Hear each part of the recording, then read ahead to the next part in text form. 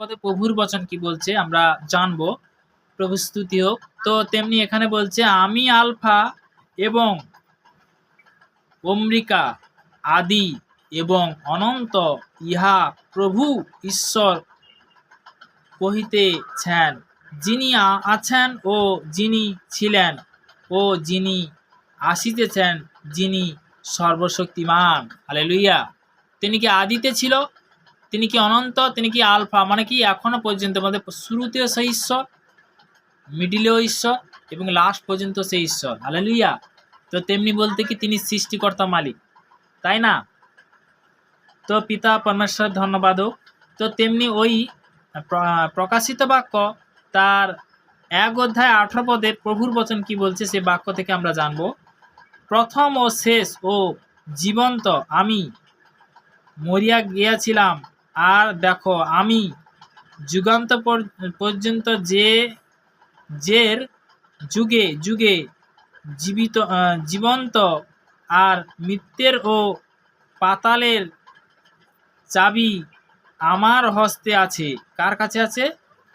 মৃত্যু ও কি জীবিত, মানে কি সর্বদা বলতে কি যেখানে বলছে যুগে যুগে জীবন্ত আর মৃত্যুর ও পাতালের চারি আমার হস্তে রয়েছে, চাবি আমার হস্তে রয়েছে বলতে কি স্বর্গ মর্ত পাতাল বলতে কি চাবি বলতে কার হাতে রয়েছে?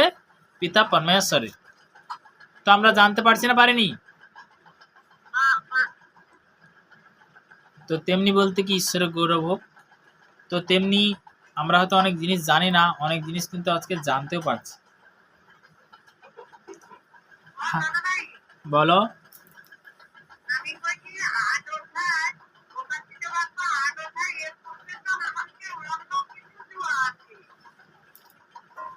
প্রকাশিত বাক্য, আবার বলছি, প্রকাশিত বাক্য তার 1 অধ্যায় তার 8 পদে, যে 18 পদেও বচন হলো, ঠিক আছে?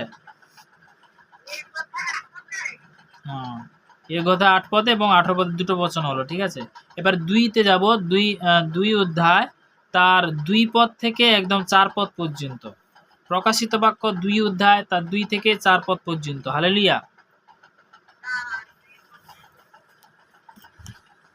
প্রকাশিত বাক্য তার 2 অধ্যায় তার 2 পদ থেকে 4 পদ পর্যন্ত প্রভুর বচন কি বলছে আমরা জানব। আমি জানি তোমরা কার্য সকল এবং তোমার পরিশ্রম ও ধৈর্য, আর আমি জানি যে তুমি দুষ্টু দিগকে সাহা করিতে পারো না, তুমি দুষ্টুদিগকে সাহায্য করিতে পারো না, এবং আপনাদিগকে প্রেরিত বলিও যাহারা পীড়িত নয় তাহাদিগকে পরীক্ষা করিয়া যাও, ও মিথ্যাবাদী নিশ্চয়ই করিয়াছে, এবং তোমরা ধৈর্য আছে, আর তুমি আমার নামে জন্য ভার বহন করিয়াছ, ক্লান্ত হও নাই। বলতে কি যত যাই হোক কিন্তু পিতার বাক্যে আমরা জুড়ে আছি, ক্লান্ত হই না। বলতে কি যখন বাক্যতে জুড়ে থাকবো, পিতার আজ্ঞা পালন করব, তখন বলতে কি যখন জুড়ে আছি বলতে কি তাহলে পিতা আমার সঙ্গে আছে। হালেলুয়া। তো তেমনি সব সময়ের জন্য, যে আমরা অনেক আগেও আমি বাক্যটা শেয়ার করেছিলাম, যিশায়া 41:10 কি বলছে? যে ভয় করিও না, আমি তোমার সঙ্গে সঙ্গে আছি, ব্যাকুল হইও না, কারণ আমি তোমার ঈশ্বর, আমি তোমার পরাক্রম দেব, আমি তোমাকে সাহায্য করব। এইভাবে প্রভুর বচন বিভিন্ন জায়গায় কিন্তু উল্লেখ করেছে। তো তেমনি বলতে কি পিতা বলেছে, উল্লেখ বলতে কি পিতা বলেছে। তো তেমনি বলতে কি যে বিভিন্ন রকমের বলতে কি ধরো বিভিন্ন বলতে কি আমরা সবাই জানি যিশুর কজন শিষ্য ছিল? কজন জানি? কজন? 12 জন। হালেলুয়া, প্রভু স্তুতি হোক। তো তেমনি 12 জন শিষ্য ছিল। 12 জনের মধ্যে যে আমরা যে বাপ্তিস্মা প্রথম কে করেছিল? যোহন করেছিল, তাই না? তো যোহন যখন করেছিল বাপ্তিস্মা, সে কি মন ফিরানো বলতে কি বলেছিল? মন পরিবর্তনের জন্য জলে বাপ্তিস্মা করছিল, তাই তো? তো আমাদের যে মহান যিশু, তিনি কি পবিত্র আত্মা দ্বারা বাপ্তিস্মা করছে, তাই তো নাকি? হালেলুয়া। হ্যাঁ। তো তো তেমনি বলতে কি আমাদের প্রভু যিশু কি আত্মাতে, পবিত্র আত্মাতে, পিতা পুত্র পবিত্র আত্মাতে কি বাপ্তিস্ম করছে। ঈশ্বরের গৌরব হোক। হয়তো আমরা অনেক জিনিস কিন্তু জানি না, সেটার বিষয়ে কিন্তু আমরা জানতে পারছি। আজকের কি পিতা পরমেশ্বর ধর্ম পিতা শিখাচ্ছে, তাই তো? যখন আমরা প্রকৃতভাবে শিক্ষা আমাদের মধ্যে থাকবে, আমরা তখন জানতে পারবো। হালেলুয়া। যে প্রকাশিত বাক্য থেকে আমরা আজকে অনেক বচন আমরা জানতে পারছি। তো তেমনি বলতে কি হালেলুয়া, প্রভু স্তুতি হোক। তো প্রকাশিত বাক্য 3 অধ্যায় তার 6 পদে প্রভুর বচন কি বলছে, সে বাক্য তার আমরা শিখব। যাহার কান আছে সে শুনুক আত্মা মণ্ডলীকে কি কহিতেছে। কি বলছে? যার কান আছে সে শুনুক আত্মা মণ্ডলীকে কি কহিতেছে। তো তেমনি বলতে কি পবিত্র আত্মার বেশে কি তোমাদেরকে কি করতে হবে? আগে বাড়তে হবে। তো পবিত্র আত্মার বেশে বলতে কি যখন বচন পড়বে, বাক্য পড়বে, তখন বলতে কি সঠিক শিক্ষা তোমার মধ্যে আসবে। বারবার যদি আমি পড়ি তাহলে সেই শিক্ষার ওর মধ্যে থাকবে। তো আমি যদি বই না পড়ি, স্কুলে ধরো দিয়েছে, স্কুলে যদি না বই পড়ো তাহলে পড়তে পারবে, পড়াশোনা করতে পারবে? শুনতে পাচ্ছ? পড়াশোনা মানে যদি না তুমি বই পড়ো তাহলে কি করে পড়বে? যদি মুখস্থ, হ্যাঁ, তাহলে তেমনি বলতে কি পিতার বচন যখনই পড়বে, যতই মনে গ্রহণ করবে, তখনই বলতে কি আপনা আপ আসবে। তাকে অঙ্গীকার করা মানে কি আপনা আপ আসবে। এখানে কি বলছে যে 3 বিশেষ করে তার 6 অধ্যায়, যাহার কান আছে সে শুনুক আত্মা মণ্ডলীকে কি কইতেছে। হালেলুয়া, প্রভু স্তুতি হোক। তো তেমনি বলতে এগুলো যেন আমরা ধ্যান দিই। তো তেমনি বলতে কি অনেক জিনিস, হ্যাঁ, অনেক জিনিস হয়তো আমরা জানি না। যে যখন বলতে কি যে কোনো আগবাই থেকে বলতে আত্মার ভেসে কখন আসবে? যখন কি বাক্য তুমি পড়বে, ভোজন তুমি করবে, তখন বলতে কি আত্মার ভেসে আসবে। বলতে কি তুমি তখন জানতে পেরে যাবে যে হ্যাঁ, পিতার বাক্যে তো এইটা আছে, পিতার ভজনেও ওইটা আছে। পিতার ভজন দ্বারা বলতে কি আমি অনেক আগে শেয়ার করেছিলাম না যে পাপীকে না মেরে পাপকে মেরেছে। পাপটা আবার কে? তোমার মধ্যে যে পাপটা ছিল সে পাপটাকে মেরেছে। হালেলুয়া, প্রভু স্তুতি হোক, ঈশ্বর গৌরব হোক। তো তেমনি বলতে কি যে আমরা সত্যি কথা বলতে কি 2 ঘন্টা যে পিতার জন্য দেই না। অনেকে বলে আমার কাজ আছে, আমার টাইম আছে, আমার এটা আছে, সেটা আছে।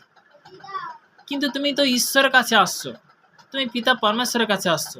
তুমি যদি ব্যস্ত থাকো পিতার কাজে এসে, তাহলে একটা জিনিস, ব্যস্ত তো সারা জীবন কাটছে, কিন্তু তুমি ভালো যে কাজটা করবে, ভালো যে ফলটা পাবে, ভালো ফল পেতে হলে কি হয়? তাকে একটু টাইম দিতে হয়। তো তেমনি কিন্তু অনেকে আছে যে এত সময় ধরে বাক্য হচ্ছে, তো তেমনি বলতে অনেকে বিভিন্ন রকম প্রশ্ন করে। তো তেমনি বলতে পিতার ধন্যবাদ হোক, ওই সন্তানকে তুমি আশীর্বাদ করো, কৃপা করো, তুমি মঙ্গলময় ঈশ্বর পিতা। ওই সন্তানকে পিতাকে সর্বদাই পিতাকে এই হাত ব্যাখ্যা দ্বারা কভারিং করে পিতা, তাদেরকে সঠিক শিক্ষা দেওয়া ঈশ্বর আমি চাইলাম। Amen, amen, amen. যারা ইউটিউব, ফেসবুক, ফ্যামিলি যারা শুনছে পিতাকে, তাদেরকে তুমি আশীর্বাদ করো পিতা, তাদেরকে সর্বদাই পিতাকে করুণা করো, তার ফ্যামিলিকে তুমি আশীর্বাদ করো পিতা। পিতাকে মুহূর্তে প্রার্থনা করছি, গ্রাম প্রতিবাসী আত্মীয় কুটুম্ব সবার জন্য প্রার্থনা করছি, তোমার ব্লাড কভার করো পিতা, তুমি সুরক্ষিত রাখো পিতা। পিতাকে সর্বদা আমার বিশ্বাস পিতাকে যে আজকের যে প্রার্থনা তুমি যে মুখ থেকে সন্তানের মুখ থেকে বার করলে পিতা, তোমাকে অসংখ্য ধন্যবাদ করি পিতা। তুমি শান্তিরাজ ঈশ্বর, সনাতন পিতা, জিহবার রাফা জিরবা সালম যিশু নামতে তুমি জগানকারী ঈশ্বর পিতা, পিতা পুত্র পবিত্র আত্মার নাম থেকে চাইলাম। Amen, amen. হালেলুয়া, প্রভু স্তুতি হোক। তো তেমনি বলতে কি আমরা যখন আসি পিতার কাছে, পিতা আমাদেরকে আশীর্বাদ করে। প্রকাশিত বাক্য থেকে আমি কয়েকটা বাক্য আজকের শেয়ার করব। তো তেমনি বলতে কি প্রকাশিত বাক্যটা কিন্তু খুব জরুরি আছে, বুঝতে পারছো? হ্যালো, হ্যাঁ, প্রকাশিত বাক্যটা 4 অধ্যায় তার 9 পদ থেকে একদম বলতে কি 11 পদ পর্যন্ত প্রভুর বচন কি বলছে। প্রকাশিত বাক্যটা 4 অধ্যায় 9 পদ থেকে একদম বলতে কি 11 পদ পর্যন্ত। আমি আবার বলছি, লিখে নাও ডায়েরির মধ্যে, প্রকাশিত বাক্য তার 4 অধ্যায় 9 থেকে 11 পদ পর্যন্ত। আর যিনি সিংহাসনে বসিয়াছেন, 4 অধ্যায় 9 থেকে 11 পদ পর্যন্ত, 9 পদ থেকে 11 পদ পর্যন্ত। এখানে প্রভুর বচন বলছে, কি বলছে?